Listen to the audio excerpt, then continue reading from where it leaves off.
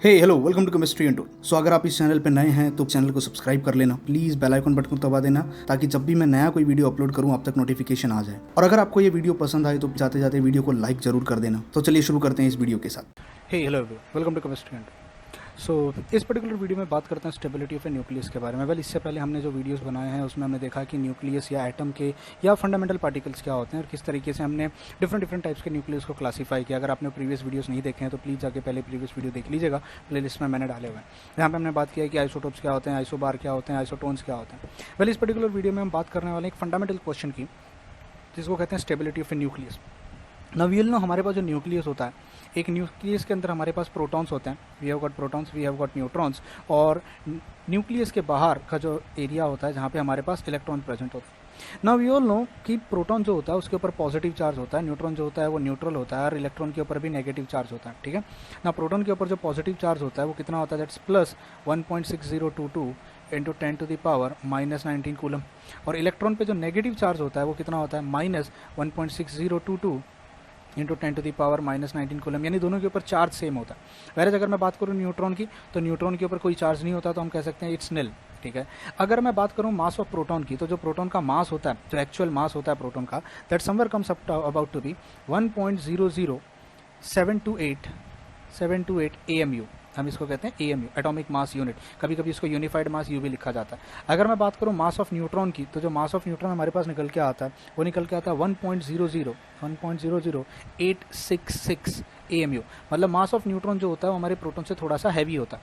अगर मैं बात करूँ मास ऑफ इलेक्ट्रॉन के बारे में, तो जो इलेक्ट्रॉन के ऊपर मास होता है वो निकल के आता है 0.0005486 AMU।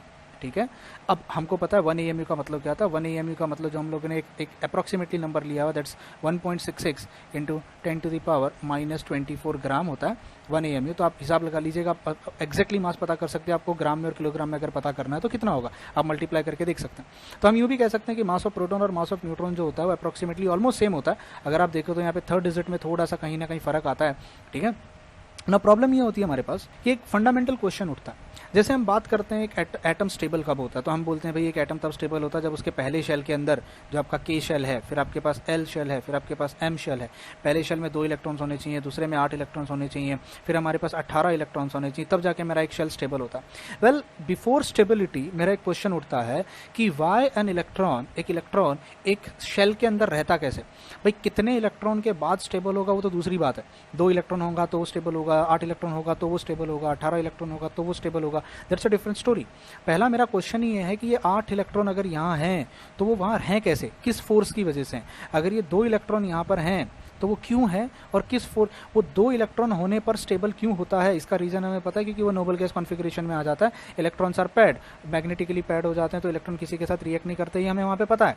बट 2 इलेक्ट्रॉन वहाँ पर क्यों हैं, ये हमारा एक फंडामेंटल क्वेश्चन होता है। सिमिलरली ये तो हमने इलेक्ट्रॉन की बात करी, फिर हमने देखा था कि प्रोटॉन और इलेक्ट्रॉन के बीच में एक न्यूक्लियस और इलेक्ट्रॉन के बीच में एक इलेक्ट्रोस्टैटिक फोर्स ऑफ अट्रैक्शन होता है, जिसका एक फॉर्मूला होता है, force is given bye 1/4 pi epsilon not into Q1 into Q2 divided by R square. That's the formula जो आप यूज करते हो जिसको हम इलेक्ट्रोस्टैटिक फोर्स ऑफ अट्रैक्शन कहते हैं ना। सिमिलरली मेरा एक फंडामेंटल क्वेश्चन यहाँ पे ये उठता है कि अगर मेरा एक न्यूक्लियस है, न्यूक्लियस कब स्टेबल होगा वो दूसरा क्वेश्चन है। When a nucleus will be stable is a different question. The question over here is how 2 protons in a nucleus can stay together. किसी एक न्यूक्लियस के अंदर 2 प्रोटॉन जो कि पॉजिटिवली चार्ज्ड हैं वो एक दूसरे के साथ रह कैसे सकते हैं, जबकि पॉजिटिव चार्ज यानी जिसको हम सिमिलर चार्जेस कहते हैं, they repel each other. How this particles are bounded to each other. अब हम लोगों ने इसके बीच में हमने एक पढ़ा है जिसको कहते हैं स्ट्रॉन्ग न्यूक्लियर फोर्स। क्या कहते हैं उसको, स्ट्रॉन्ग न्यूक्लियर फोर्स। तो यहाँ पर एक स्ट्रॉन्ग न्यूक्लियर फोर्स होती है जो इन न्यूक्लियॉन्स को, इनको क्या कहा जाता है, न्यूक्लियॉन्स, और इस पूरे को क्या कहा जाता है, इस पूरे को कहा जाता है न्यूक्लियस। ठीक है, न्यूक्लियस के अंदर रहने वाले लोगों को हम न्यूक्लियंस कहते हैं। तो ये न्यूक्लियंस को बांध के कौन रखता है, व्हाट इज दैट समथिंग जो इनको बांध के रखा जाता है। तो हमें यहाँ पे हमने जब नोटिस किया, जब हमने अलग अलग न्यूक्लियस के बारे में स्टडी करना स्टार्ट किया, तो हमें पता चला कि जब हम किसी भी न्यूक्लियस की बात करते हैं, फॉर एग्जाम्पल हम बात करते हैं हीलियम के बारे में।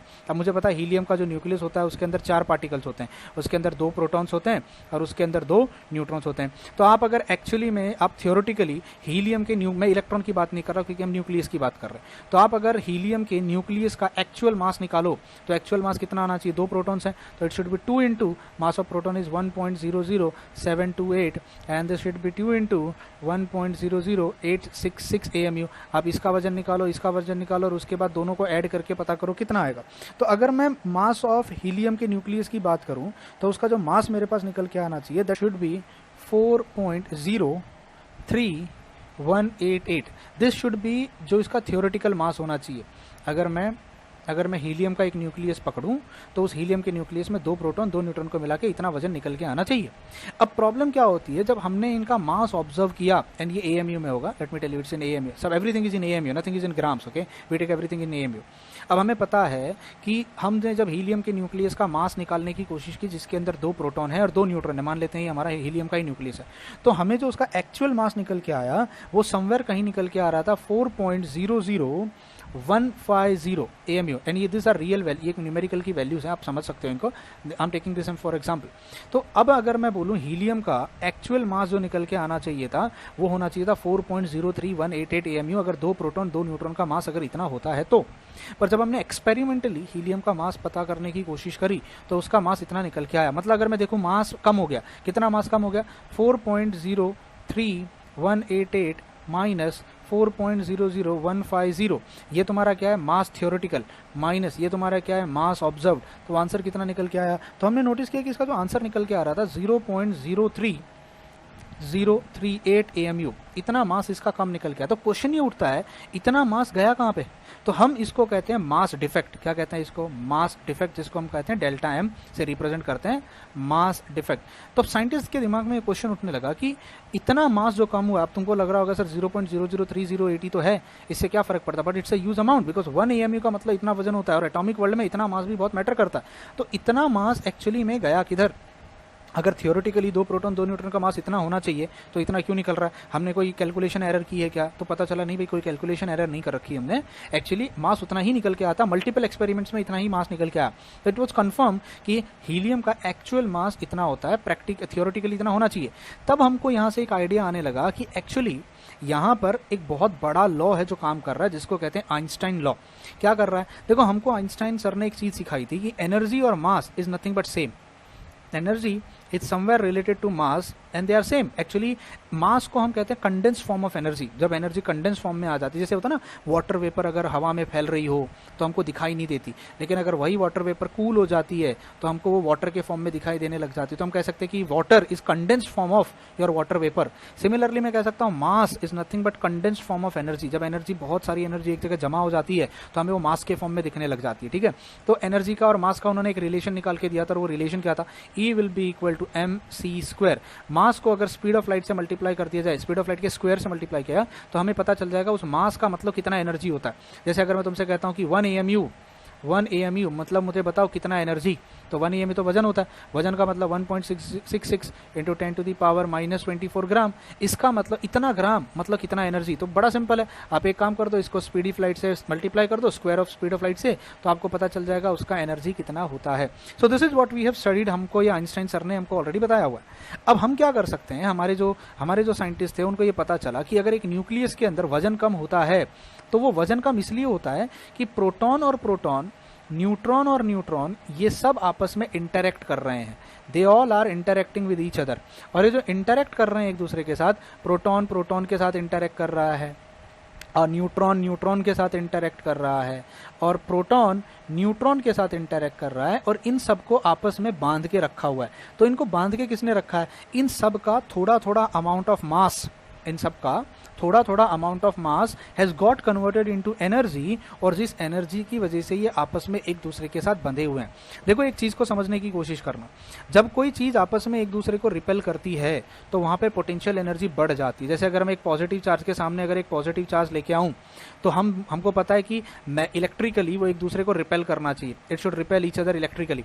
तो वहां पर अगर मैं इनको जबरदस्ती एक दूसरे के सामने लेके लाके खड़ा करूं, तो आप जैसे नॉर्थ पोल के सामने अगर आप नॉर्थ पोल को लाके खड़ा कर दो और आप ज़बरदस्ती दोनों को आप अगर आसपास में लाने की कोशिश करो तो वहाँ पर आपका हाथ जो है वो एक पोटेंशियल एनर्जी फील करता है, भारीपन आ जाता है। सिमिलरली पॉजिटिव पोल को अगर पॉजिटिव पोल के सामने लाके खड़ा कर दूं तो पॉजिटिव एक दूसरे को रिपेल करने लगते हैं। सिमिलरली यहाँ पर पॉजिटिव एक दूसरे को रिपेल कर रहे हैं, इलेक्ट्रोस्टैटिक रिपल्शन है। तो इलेक्ट्रोस्टैटिक रिपल्शन गायब नहीं हुआ है, पर उनको होल्ड करने के लिए एक न्यूक्लियर फोर्स है, that's a nuclear force which is more powerful than electrostatic repulsion.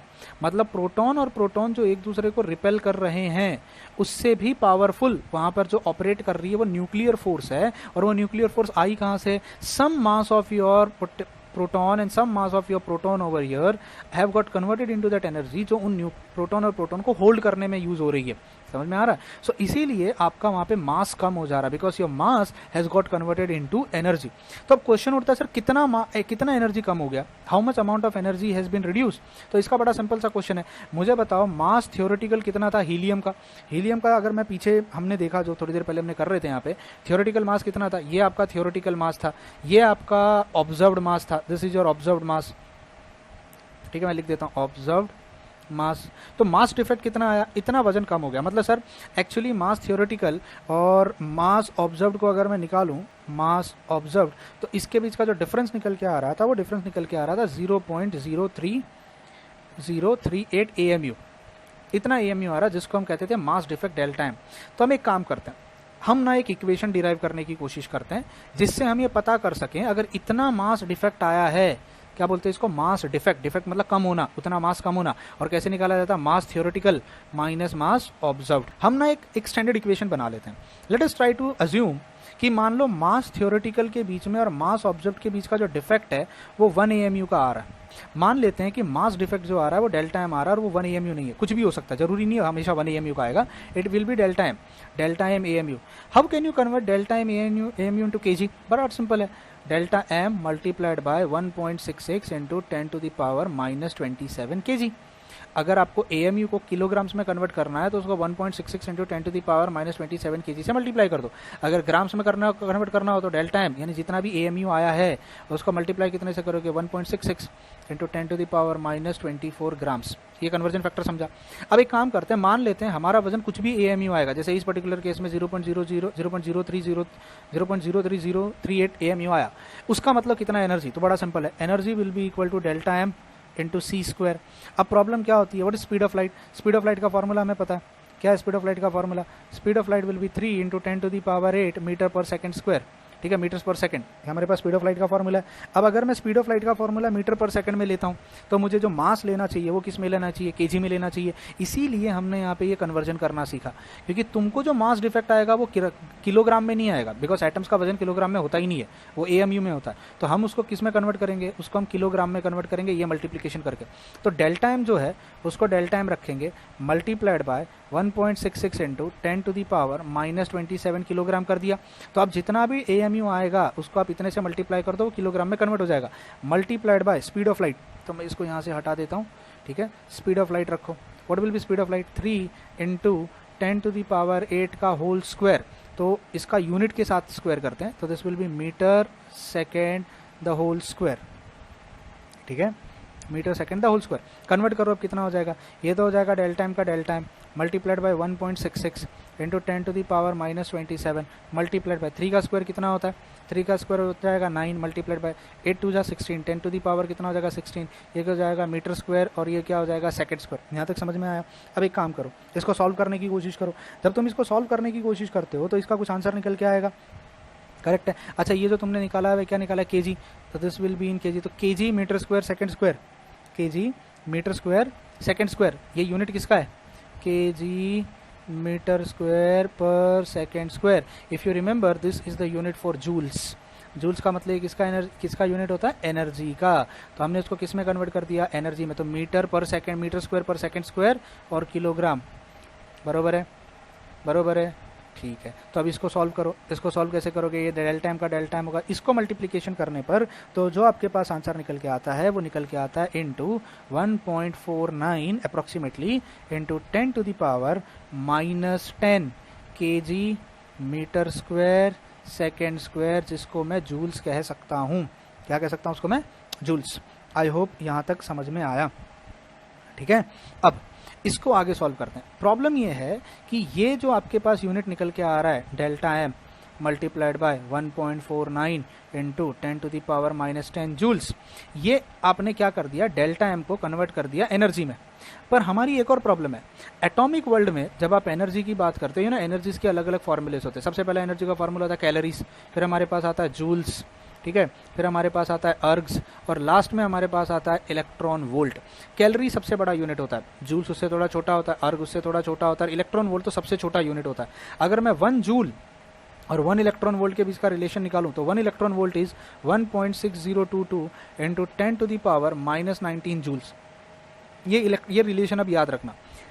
तो अगर मुझे जूल्स को कन्वर्ट करना है इलेक्ट्रॉन वोल्ट में, तो 1 जूल को अगर मुझे इलेक्ट्रॉन वोल्ट में कन्वर्ट करना है तो क्या करना पड़ेगा, किससे डिवाइड कर देना पड़ेगा, 1.6022 into 10 to the power minus 19 से डिवाइड करना पड़ेगा, तो वो किस में कन्वर्ट हो जाएगा, इलेक्ट्रॉन वोल्ट में। हमारे पास जो एनर्जी का रिलेशन निकल के आया वो कितना आया, delta M multiplied by 1.49 into 10 to the power minus 27 joules में आया। मतलब आप, अगर मैं तुमसे कहता हूँ मेरे पास डेल्टा एम का मास डिफेक्ट है, तो आप उसको सिर्फ इतने नंबर से मल्टीप्लाई कर दो, आपको समझ में आ जाएगा उतना मास मतलब कितना एनर्जी यूज हो गया।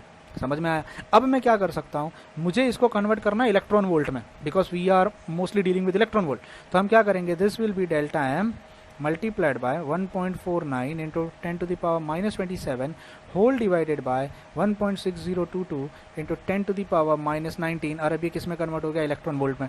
अब जब तुम इसको सॉल्व करते हो तो डेल्टा एम मल्टीप्लाइड बाय, जब तुम इसको इससे सॉल्व करोगे ना 1.4 को अगर तुम सॉल्व करते हो इससे, तो आंसर निकल के आता है 0.9315 multiplied by 10 to the power, इसको प्लस में ऊपर लोगे तो ये आ जाएगा 10 to the power 9 electron volt.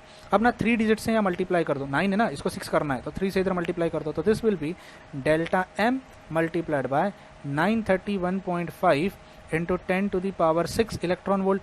10 to the power 6 का मतलब होता है मिलियन, 10 टू द पावर 6 का मतलब होता है 10 लाख, ठीक है, जिसको कहा जाता है 1 मिलियन। जिस दिन मेरे चैनल पे 1 मिलियन सब्सक्राइबर हो जाएंगे, मतलब 10 लाख सब्सक्राइबर हो जाएंगे, मतलब 10 टू द पावर 6 सब्सक्राइबर हो जाएंगे, तो 10 टू द पावर 6 कहते हैं इसको, मिलियन कहते हैं। तो अब मैं इसको ऐसे भी लिख सकता हूँ, delta M will into 931.5 million electron volt. बहुत सारी जगहों पे इसको मेगा इलेक्ट्रॉन वोल्ट कहा जाता है, बहुत सारी जगहों पे इसको मिलियन इलेक्ट्रॉन वोल्ट कहा जाता है, ठीक है। तो मैनी टाइम ये कंफ्यूजन टर्म्स होता है, बट हम इसको मिली इलेक्ट्रॉन वोल्ट मत करना। मिली लिखते समय हम स्मॉल एम लिखते हैं, स्मॉल एम का मतलब होता है मिली और कैपिटल एम का मतलब होता है मिलियन, ठीक है, इट्स सिंपली मीन्स मिलियन।